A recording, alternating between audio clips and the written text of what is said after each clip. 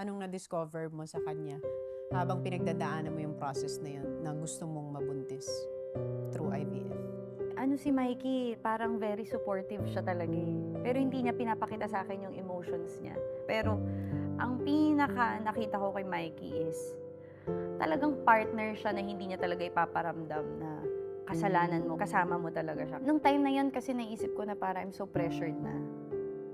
Pressured na ako sa mga tao na, uy, di pa ba manganganak yan? Tapos syempre, yung nangyari sa akin this year na dun sa birthday ko. So, yung parang every time na may namimit ako, parang sasabihin na parang, mabait ka naman pala. Yung parang, sabi ko, ba't kaya naging ganun yung connotation sa akin this year? So, parang, naano lang ako na, sana Lord, ang sakit nung mga napagdaan ko, sana.